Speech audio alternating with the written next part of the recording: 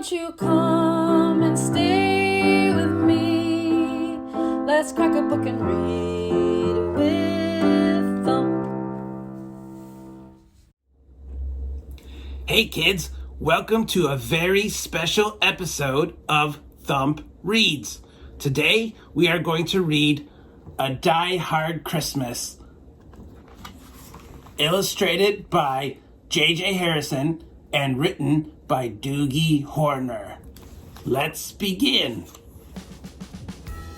'Twas the night before Christmas, and up in the tower, everyone was partying except one wallflower. John McClane missed his wife. Things just weren't the same since Holly had moved west and changed her last name.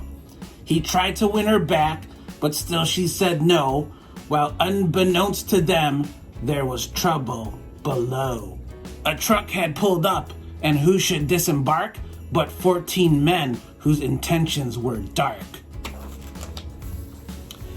They spoke not a word and unloaded big crates. They cut the phone lines and locked all the gates.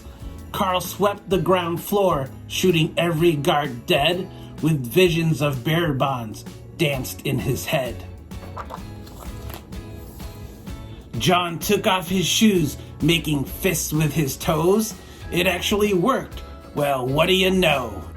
When out in the lobby there arose such a clatter, he sprung to the floor to see what was the matter. What's gonna happen? When what to his wondering eyes should appear? Holy crap, there are terrorists here! John hid under the table where no one could see and watched Hans question Mr. Takagi. I'm going to count to 3. There will not be a 4. Give me the codes to open the vault door. I don't know the codes, so go ahead and shoot. Okay, said Hans Gruber and ruined Takagi's suit. John tried to call the cops by pulling an alarm, but instead called the bad guys who tried to cause him harm. But John killed Tony, who had very small feet, and sent him to the terrace as a Yuletide treat. He put a Santa hat on the German and eyes all aglow, wrote, "Now I have a machine gun. Ho, ho, ho." Carl was furious. Tony was his brother. He chased John across the roof and they shot at each other. John was able to escape through the ventilation shafts. Come out to the coast, he sighed. We'll have a few laughs.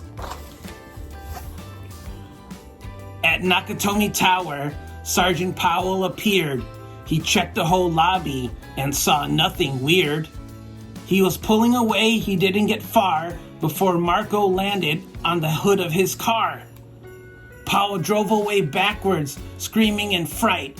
"Welcome to the party, pal," John yelled with delight. More police arrived, the FBI and SWAT team, but Hans didn't mind, it was all part of his scheme. More rapid than eagles, his henchmen they came, and he radioed and shouted and called them by name. Now Eddie, now James, now Franco, now Yuli. On Fritz and on Carl, hair long and unruly. They shot the SWAT tank with a surface-to-air missile and knocked it away like the down of a thistle. Now John McClane was angry indeed. He blew up the 2 terrorists and called them jerkweeds. Ellis told Hans, "Booby, I'm your white knight." They shot him dead, giving the hostages a fright. Hans went to go check on the explosives fuse, and saw that poor John wasn't wearing any shoes. John fled from Carl and Hans, but alas, he had to run barefoot over sharp, broken glass. His feet, how they hurt, his soles, oh so bloody. John crawled to the bathroom and called his good buddy. John was weary and ready to throw in the towel until he got a pep talk from Sergeant Al Powell. Powell was chubby and plump, a right jolly old cop.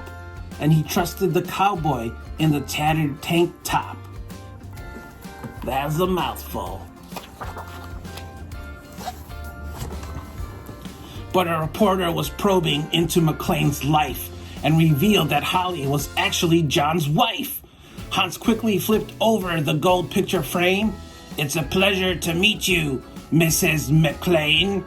His clothes all tarnished with ashes and soot, John staggered to the roof, bloody and barefoot. The explosives were wired to the rooftop with care, in hopes that the hostages would soon be there. John warned everyone the roof would soon blow as the chopper strafed him with high-powered ammo.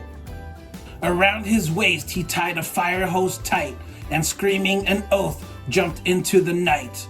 He dangled in the air and gritted his teeth, while flames encircled the tower like a wreath. Fiercely fighting his way back inside, John yelled, "Hans!" He was done trying to hide. He limped to the vault like an old man on crutches, only to find Holly in his filthy clutches. John dropped his gun, put his hands on his head. It seemed like he and Holly would soon be dead. But with a secret gun taped to his back, John shot Hans in a surprise attack. Hans fell out the window, still holding Holly's arm, and slowly, deliberately raised his firearm. The tenacious villain held on by his nails till John unhooked Holly's watch and said, "Happy trails." Bearer bonds fluttered like fresh fallen snow as Holly embraced her bloody spattered bow. So Merry Christmas to all, be kind to one another, and most of all, yippee-ki-yay, Mr. Falcon. The end.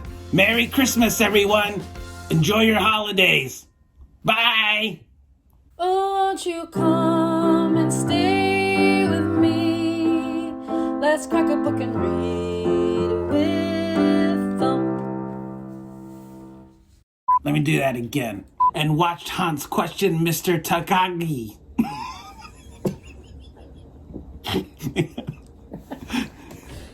But John killed Tony, who had a very small... I keep saying that. Nah, nah. Ellis told Hans, "Booby, I'm your white knight." They shot him. Sorry. Booby, baby, sorry.